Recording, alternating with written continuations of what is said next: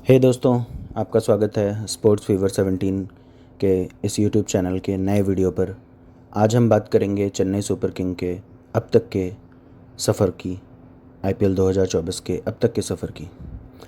ये तो हम सब जानते हैं कि चेन्नई सुपर किंग अभी तक आईपीएल का एक्चुअल किंग रहा है। हर सीज़न में उसने बेहतरीन परफॉर्मेंस किया है। लगभग हर सीज़न में वो प्लेऑफ्स के लिए क्वालिफाई करते हैं और 5 बार की विजेता रही चेन्नई सुपर किंग का हम आज रिव्यू करेंगे। इस साल के अभी तक के परफॉर्मेंस जो 10 मैचेस हुए हैं उसके परफॉर्मेंस को देखते हुए हम कह सकते हैं कि ये साल का आईपीएल उनका उतना खास नहीं रहा है जैसा हम चेन्नई के साथ एक्सपेक्ट करते हैं। अब तक खेले गए 10 मैचों में सीएसके की बैटिंग, बॉलिंग और फील्डिंग का हम पूरा एनालिसिस करेंगे अपने इस स्पोर्ट फीवर 17 के नए वीडियो में। सबसे पहले हम ऋतुराज की कैप्टनसी की बात करते हैं। तो ऋतुराज का एज अ बैटिंग देखा जाए तो उन्हें पूरे नंबर मिलते हैं, क्योंकि वो अभी विराट कोहली के बाद दूसरे नंबर पे सबसे ज़्यादा रन बनाने वाले इस आईपीएल के प्लेयर हैं और उनका स्ट्राइक रेट भी बहुत अच्छा रहा है, तो उन्हें बैटिंग में पूरे मार्क्स मिलते हैं।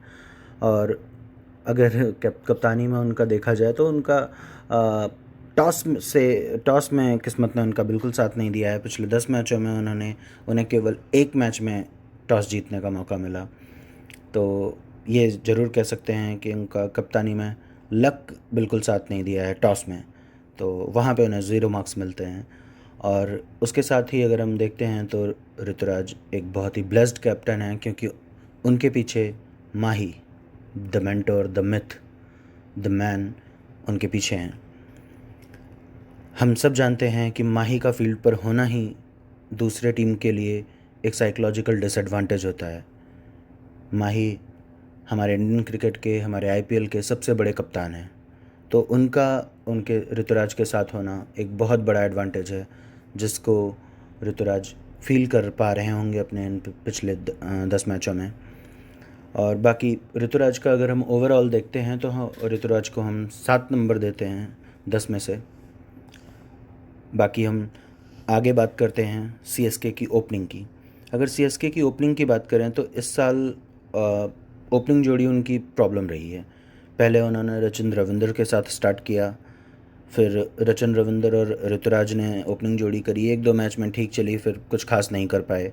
फिर उन्होंने रचिन को हटाया और अजिंक्य रहाणे एक एक्सपीरियंस कैंपेन के साथ में चले, और रहाणे और ऋतुराज ने फिर ओपनिंग करी। वहाँ भी कुछ खास नहीं चला। रहाणे का बल्ला इस पूरे सीज़न कुछ खास जलवा नहीं दिखा पाया है। तो हम ओपनिंग को 10 में से 3 नंबर ही देते हैं। जहाँ तक स्पोर्ट्स फीवर 17 का सवाल है तो इस साल ओपनिंग में सीएसके को 10 में से 3 नंबर ही मिलते हैं। ओपनिंग के बाद हम मिडिल ऑर्डर की बात करते हैं। इस साल मिडिल ऑर्डर में भी सीएसके का कुछ खास जलवा नहीं रहा। शिवम दुबे ही इकलौते किंग साबित हुए हैं सीएसके के लिए। बाकी सभी ने सीएसके को इस सीज़न निराश ही किया है, चाहे वो रविंद्र जडेजा हों, चाहे वो मोइन अली हों, या फिर आप बात करें समीर रिजवी नए प्लेयर की, या मिचेल जो न्यूजीलैंड के बैट्समैन हैं। किसी ने कुछ खास परफॉर्मेंस नहीं दी। और माही भाई भी बैटिंग में 8-10 बॉल खेलने के लिए ही एकदम लास्ट में आते हैं, और वो आकर के 8-10 बॉलों में उन्होंने बनाए हैं ज़रूर 20 रन, 25 रन, 30 रन, इस तरीके से रन बनाए हैं। जब भी 8-10 बॉल खेलने का मौका उन्हें मिला, उन्होंने अच्छा परफॉर्मेंस किया है, लेकिन तब तक समय निकल गया होता है, तब तक काफ़ी ज़्यादा देर हो चुकी होती है। और बाकी मिडिल ऑर्डर में एक्चुअली किसी ने कुछ खास परफॉर्मेंस नहीं की। एक शिवम दुबे ने बेहतरीन परफॉर्मेंस दिया है, जिसका उन्हें इस साल इंडियन वर्ल्ड कप में सिलेक्शन होना उनको एक जिसका उन्हें तोहफ़ा भी मिला। तो हम यही कह सकते हैं कि इस साल सीएसके का मिडिल ऑर्डर पूरी तरीके से जैसा हम एक्सपेक्ट करते हैं पिछले सालों में वैसा नहीं रहा है।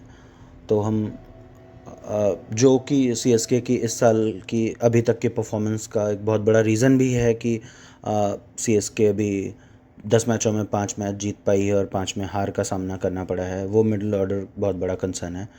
तो हम स्पोर्ट्स फीवर 17 की तरफ से सीएसके के मिडिल ऑर्डर को 6 नंबर देते हैं 10 में से।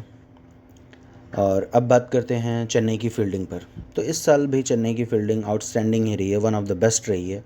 चेन्नई में जडेजा, रचिन रविंद्र, अजिंक्य रहाणे, मिचेल, ऋतुराज जैसे बेहतरीन फील्डर्स हैं, जिन्होंने इस साल भी काफ़ी अच्छी फील्डिंग करी है। और इस वजह से उनको हम फील्डिंग में 10 में से 8 नंबर। अब बात करते हैं चेन्नई की बॉलिंग की।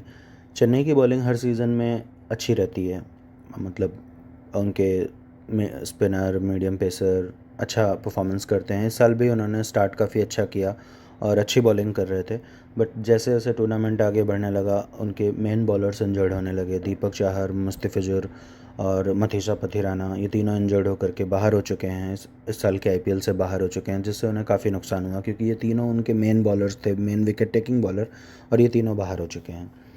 तो इसकी वजह से काफ़ी बॉलिंग को सफ़र करना पड़ रहा है चेन्नई की। बट फिर भी चेन्नई की बॉलिंग किसी तरीके से मैनेज कर रही है चीज़ों को। और जहाँ तक हमारा सवाल है, स्पोर्ट फीवर 17 चेन्नई की बॉलिंग को ओवरऑल 10 में से 7 नंबर रेट करती है।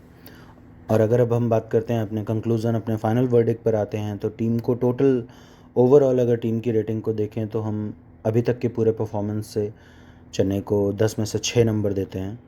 और इस सीज़न अभी तक के जो खेले गए मैच हैं उसके लिए ओवरऑल 10 में से 6 नंबर देते हैं। और बाकी बचे हुए मैचेस के लिए हम उनको बेस्ट विशेस देते हैं कि चेन्नई आगे अच्छा परफॉर्म करे, प्लेऑफ्स में जाए जैसा वो पिछले हर सीज़न में करते आ रही हैं, और फाइनल भी खेले, और माही भाई को, महेंद्र सिंह धोनी को, हमारे कैप्टन को एक टाइटल के साथ विदाई दे। थैंक यू प्यारे दोस्तों। और भी बाकी 9 टीमों की मैं जल्दी ही रिव्यू की वीडियोस लेकर आऊँगा। और मैं चाहता हूँ कि मैं आप लोगों से रिक्वेस्ट करता हूँ कि आप लोग हमारे चैनल को सब्सक्राइब करें और बेल आइकन दबाएं, जिससे हमारे आने वाले वीडियोस के आपको अपडेट मिले। और